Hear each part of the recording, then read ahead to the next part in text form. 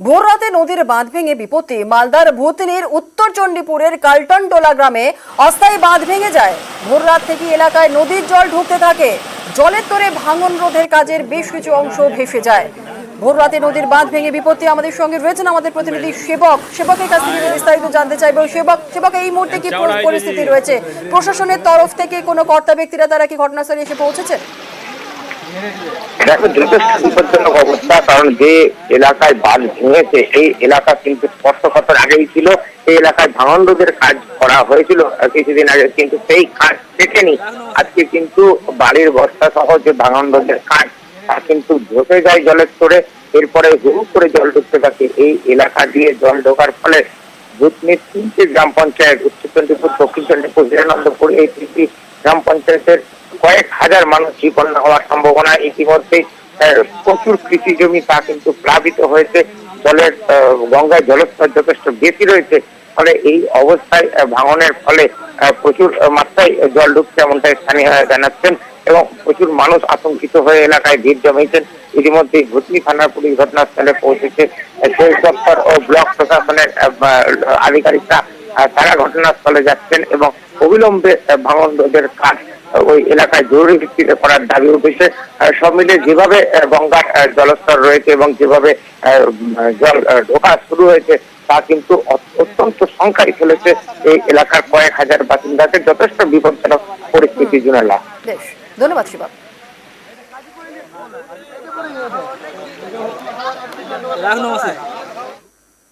আর এবার বাঁকুড়ার সোনামুখীর দিকে নজর রাখতেই হচ্ছে। বাঁকুড়ার সোনামুখীতে জলের তলায় রাস্তা বাধ্য এই চলছে ঝুঁকির পারাপার।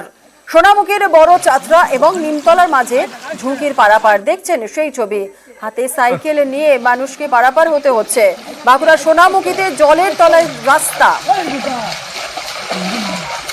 হাঁটতে হাঁটতে রাস্তা বোঝা দেয়, মানুষ হেঁটে যাচ্ছেন, দেখতে পাচ্ছেন প্রাণের ঝুঁকি নিয়েই রাস্তা পারাপার। দেবব্রত আমাদের সঙ্গে রয়েছে। দেবব্রত, যে ছবি আমরা দেখতে পাচ্ছি প্রাণ হাতে পারাপার, কতগুলো গ্রামের মানুষ এইভাবে সমস্যায় পড়ে রয়েছেন, প্রশাসনের তরফ থেকেই বা কি বলা হচ্ছে? একেবারে চলে না, দেখো 20 থেকে 25টি গ্রামের মানুষজন, কয়েক হাজার মানুষ এই রাস্তা দিয়ে প্রতিদিন পারাপার করতো। শালী নদীর বন্যায় একেবারে জলের তলায় এই রাস্তা চরম সমস্যায় রয়েছে এলাকার স্কুল কলেজের ছেলে মেয়ে থেকে শুরু করে এলাকার কৃষকরা এবং অন্যান্য মানুষজন। পাশাপাশি মুমূর্ষ রোগীদেরও কিন্তু এই পথ দিয়েই নিয়ে যাওয়া হতো। এই মতো পরিস্থিতিতে জীবনের ঝুঁকি নিয়েই শুধুমাত্র যাদের সাহস রয়েছে তারাই পারাপার করতে পারছে। তবুও রয়েছে জীবনের ঝুঁকি, যে কোনো সময় ঘটতে পারে বড় দুর্ঘটনা। সোনামুখী ব্লকের বড় চাপটা একদিকে, অন্যদিকে নিমতলা, মাঝখান দিয়ে বয়ে গেছে এই শালী নদী। এই শালী নদীর ওপরে একটা দীর্ঘদিন ধরে দাবি রয়েছে এলাকার মানুষের, একটি কংক্রিটের সেতু, কিন্তু প্রশাসন তাদের কোনো সদুত্তর দেয়নি। যে কারণে গ্রামবাসীদের পক্ষ থেকে এই অস্থায়ী রাস্তা তৈরি করা হয়েছিল। সারা বছর যাতায়াত করতে পারলেও বর্ষার সময় জলের তলায় এই রাস্তা, ফলে আতঙ্কে রয়েছে এলাকার মানুষজন। অন্যদিকে প্রশাসনের রয়েছে দীর্ঘদিনের। ইতিমধ্যেই এলাকার সমস্যা নিয়ে একটি কংক্রিটের বীজ সহ এলাকার রাস্তা প্রপোজাল পাঠানো হয়েছে ঊর্ধ্বতন কর্তৃপক্ষের কাছে। দ্রুত এই সমস্যার সমাধান হবে। প্রশাসনিক আশ্বাস মিলছে বছরের পর বছর, কিন্তু এই সমস্যার সমাধান কবে হবে সেদিকেই তাকে এলাকার মানুষজন। জুনে না, ধন্যবাদ দেবব্রত। সাইকেল কাঁধে করে নিয়ে জীবনের ঝুঁকি নিয়ে খুব প্রেরণা হলো। রাস্তা ভেঙে গেছে নদীর বানের জলে। কোনো পেশেন্ট নিয়ে যে যাবে তার মৃত্যু ছাড়ার কোনো রাস্তা নেই। ভোরতে চলে তাদের আর কোনো পাত্তা নেই, কোনো খোঁজ খবরই নেই। না, আমরা ব্রিজ চাইছি। এক কোমর এক বুক জল নিয়ে আমাদেরকে পেরোতে হচ্ছে। যার শরীরে ক্ষমতা থাকবে সে পেরোতে পারবে, না ছাড়া পড়ে পড়ে মরবে। আমাদের একটা ব্রিজ হলে খুব ভালো হয়। ব্রিজের দাবি তো অলরেডি SRDA করার জন্য প্রস্তুতি নিয়েছে এবং তার এস্টিমেট তৈরি হচ্ছে রাস্তা সহ। খুব দ্রুতই হয়ে যাবে। ব্রিজের যে এস্টিমেট সেটা আন্ডার প্রসেস। স্থানীয় সমস্যা, যেহেতু নদী খাত খুব গভীর নয়, সেক্ষেত্রে অনেক জায়গাতেই মানুষ এইভাবে যাতায়াত করে থাকেন। বর্ষাকালে এই ধরনের যাতায়াত কিন্তু আকস্মিকভাবে হঠাৎ খুব বিপজ্জনক হয়ে উঠতে পারে। সব মানুষকে রিকোয়েস্ট করব যে বিপজ্জনকভাবে নদী বা খাল পারাপার না করেন, বিশেষত যখন কিনা জল রয়েছে সেখানে। সচেতনতার প্রসার যাতে হয় পঞ্চায়েতগুলিকে আমরা নির্দেশ দিয়েছি। বাংলাদেশে অস্থিরতার জের, কোচবিহারে ভারত বাংলাদেশ সীমান্তে ফের বাংলাদেশিদের জমায়েত। বিএসএফ এর দাবি কেউ ভারতে প্রবেশ করতে পারেনি।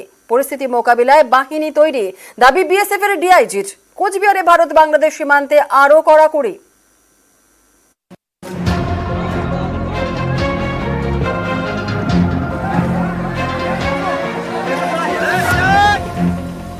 কদিন আগেই জলপাইগুড়ির বেরুবাড়িতে হাজার হাজার বাংলাদেশিকে দেখা গেছে সীমান্তে ভারতে ঢোকার চেষ্টায়। ফের একই ছবি দেখা গেল কোচবিহারের শীতলকুচি সীমান্তে। ভারতে ঢোকার জন্য সীমান্তে ভিড় জমিয়েছিলেন হাজার হাজার বাংলাদেশি, কিন্তু তাদের সেই চেষ্টা রুখে দেয় বিএসএফ। সীমান্তে জমায়েত নজর আসতেই অতিরিক্ত জওয়ান মোতায়েন করা হয়। বিএসএফ এর দাবি, এ ধরনের পরিস্থিতি মোকাবিলায় তারা সবসময় তৈরি রয়েছে। बीजीबी, बीएसएफ और सिविल एडमिनिस्ट्रेशन पूरे बॉर्डर एरिया को अच्छी तरीके से समझकर लोकल पॉपुलेशन के साथ देते हुए इस पर्टिकुलर सिचुएशन से निपटने के लिए पूर्णतया तैयार है। সীমান্ত এলাকায় এই ধরনের ঘটনা আটকাতে একাধিক নির্দেশিকা জারি করেছেন মাথাভাঙার মহকুমা শাসক। সীমান্ত এলাকার 1 কিলোমিটারের মধ্যে জারি করা হয়েছে ভারতীয় ন্যায় সংহিতার 163 নম্বর ধারা। এই ধারা অনুযায়ী রাত 8টা থেকে ভোর 6টা পর্যন্ত সীমান্তের 1 কিলোমিটার এলাকার মধ্যে 4 জনের বেশি জমায়েত করা যাবে না। ওই সময়ের মধ্যে হাট বাজারও বসানো যাবে না। এরই মধ্যে বাংলাদেশে সংখ্যালঘুদের ওপর অত্যাচার রুখতে হস্তক্ষেপ দাবি করে প্রধানমন্ত্রী ও রাষ্ট্রপতিকে চিঠি দিয়েছে অল ইন্ডিয়া মতুয়া মহাসংঘ। নিউজ 18 বাংলা। আলু না পেলে মাছ ডিম নেওয়া হবে না। ওড়িশার রাস্তায় আটকানো হলো বাংলা থেকে যাওয়া মাছ ডিম বোঝাই ট্রাক। আলুকে কেন্দ্র করে তৈরি হয়েছে নয়া জটিলতা। আর অন্যদিকে নিষেধাজ্ঞা উড়িয়ে বাংলা থেকে অসমে ঢুকলো আলু বোঝাই ট্রাক। এই নিয়ে কোচবিহারের বাংলা অসমের সীমানায় উত্তেজনা। ফরিদের বারবারন্ত রুখতে ভিন রাজ্যে আলু পাঠানোর নিষেধাজ্ঞা চাপিয়েছে রাজ্য সরকার। এর জেরে বিপাকে পড়েছে পড়শি রাজ্য ওড়িশা। বাংলা থেকে আলু যাচ্ছে না, তাই প্রতিবাদে পথে নেমেছেন স্থানীয়রা। ওড়িশার কটকে রাস্তায় আটকে দেওয়া হচ্ছে বাংলা থেকে যাওয়া মাছ এবং ডিমের গাড়ি। তাদের সাফ কথা, আলু না পেলে বাংলায় মাছ ডিম নেওয়া হবে না। সেদ্ধ থেকে পোস্ত, তরকারি থেকে মাংস, অনেকের বাড়িতেই আলু মাস্ট। সেই আলুরই এখন আকাল ওড়িশায়। স্থানীয়দের দাবি, এখন উত্তরপ্রদেশ থেকে আলু আসছে ওড়িশায়। বাংলার নিষেধাজ্ঞার জেরে ওড়িশার আলুর দাম অনেক বেড়ে গিয়েছে। খুচরো বাজারে প্রতি কেজি আলু 70 টাকায় বিক্রি হচ্ছে। প্রতিবাদে কটকে 16 নম্বর জাতীয় সড়কে আটকে দেওয়া হয় বাংলা থেকে যাওয়া মাছ এবং ডিম বোঝাই লরি। শুক্রবার সকালে ওড়িশার রাস্তায় বিক্ষোভ, আর রাতে ওড়িশা পাচারের পথেই বাংলায় উদ্ধার 70 বস্তা আলু। একটি বাসে করে ওড়িশায় আলু নিয়ে যাওয়া হচ্ছিল বলে অভিযোগ। গোপন সূত্রে খবর পেয়ে বাস থেকে বিপুল পরিমাণ আলু উদ্ধার করে পুলিশ। 1 মাস ধরে ভিন রাজ্যে আলু রফতানি বন্ধ। বিভিন্ন রাজ্যের সীমানায় আলুর গাড়ি আটকে দেওয়া হচ্ছে। এরই মধ্যে শনিবার সকালে ব্যারিকেড ভেঙে অসমে ঢুকে যায় আলুর বোঝাই ট্রাক। এ নিয়ে উত্তেজনা ছড়ায় কোচবিহারের তুফানগঞ্জে। আমরা আটকাতে পারলাম না, ওরা ব্যারিকেড ঠেরিকেড ভেঙে একদম সব গাড়ি চলে গেছে। সবগুলো কি আলুর গাড়ি? সব আলুর গাড়ি এগুলা। আর কারো কথা মানছে না, আমাদের কথা মানছে না। সব ওরা নিজে নিজে ব্যারিকেড ভেঙে চুরে একদম গাড়ি নিয়ে সব দূরে চলে গেল, বেরিয়ে নিয়ে সব। কোচবিহারের মাথাভাঙায় আলু চাষিদের বিক্ষোভ। শনিবার সকালে রাস্তায় আলু ফেলে বিক্ষোভ দেখান চাষিরা। তাদের দাবি, আলু রপ্তানিতে নিষেধাজ্ঞা তুলে নিতে হবে। আমরা চাই যে বর্ডার খুলুক, ব্যবসায়ীরা ব্যবসা করুক এবং আমরা তাদের কাছে আলু বেচতে পারবো। একই ছবি জলপাইগুড়ির ধূপগুড়িতে। রাস্তায় আলু ফেলে কৃষকদের অবরোধ, বিক্ষোভ। অভিযোগ, ভিন রাজ্যে পাঠানো দূরের কথা, জেলার বাইরেও আলু নিয়ে যেতে বাধা দিচ্ছে পুলিশ। লাল আলুটা আসামে কম যায়, এটা লোকাল বাজারেই বিক্রি হয়। আই সাহেবকে এত বোঝানোর চেষ্টা করার পরেও উনি রাত 12টা পর্যন্ত গাড়িটা ছাড়েননি। সকালবেলায় মানুষ ক্ষিপ্ত হয়েছে। গাড়ি আটকাবে কি খুলবে সেটা আই সাহেবের ব্যাপার। এখন সলিউশনের পথ কোনো কিছুই আমরা খুঁজে পাচ্ছি না। আমরা পথে নামতে বাধ্য হয়েছি। এই আলুটা ভেজা, এটা দীর্ঘ সময় থাকলে আলুটা পচনশীল, এটা পচে যাবে। নিউজ 18 বাংলা।